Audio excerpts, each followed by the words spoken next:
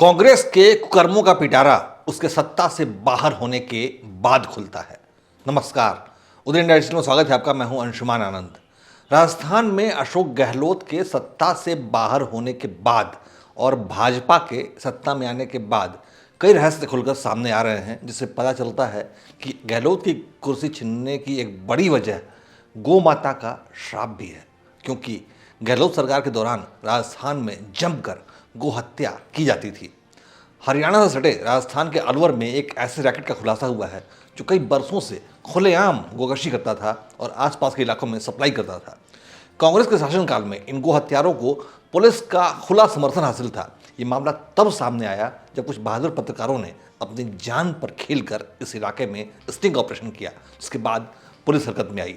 ये घटना अलवर के पास खैरथल जिले के किशनगढ़ बास की है, जहां गोकशी को लेकर लगातार बीड़ा इलाके में सर्च अभियान चलाया जा रहा है।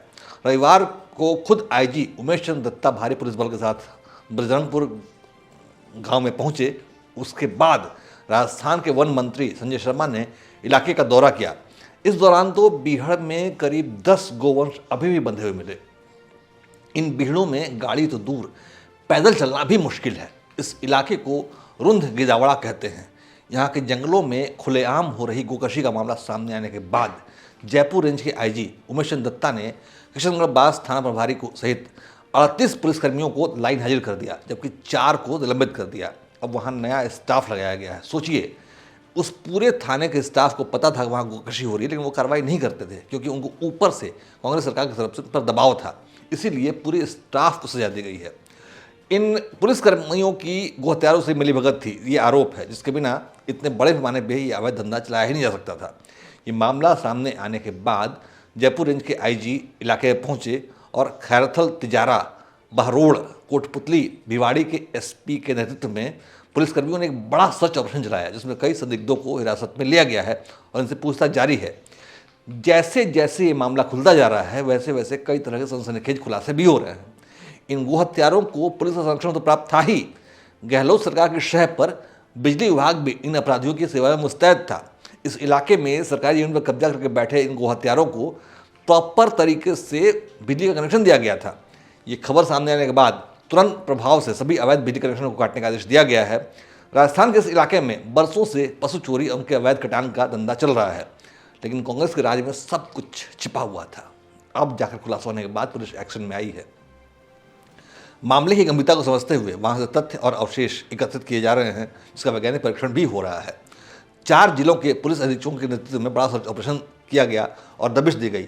कई लोगों को हिरासत में लिया गया है, जिनसे पूछताछ की जा रही है। पुलिस अधिकारियों की अलग अलग टीम बनाकर सभी को अलग अलग टास्क दिए गए हैं, जिसके परिणाम भी सामने आ रहे हैं। ये इलाका किशनगढ़, बास, रामगढ़ और काला पहाड़ से लगती हुई सीमा है। काला पहाड़ हरियाणा से लगता हुआ है। इस मामले में कई मुकदमे दर्ज किए गए हैं और वाहन जब्त किए गए हैं। रात में भी सर्च अभियान चलाया जा रहा है। गो तस्कर गायों की मांस, खाल और हड्डियां बेचकर हर माह लगभग 4 लाख रुपए की कमाई कर रहे थे। लेकिन इतना घिनौना काम कैसे कोई कर सकता है। गो तस्करों से पुलिस ने 12 बाइकें और एक पिकअप वैन भी बरामद की है।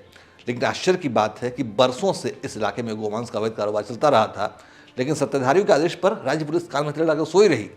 जब मीडिया में खबर आ गई, तब खैरथल और अलवर जिले के मेवात इलाके में बीफ मंडियां खुलेआम लगने और सोशल मीडिया के जरिए इसकी होम डिलीवरी हो रही थी, तब जाकर पुलिस हरकत में आई है।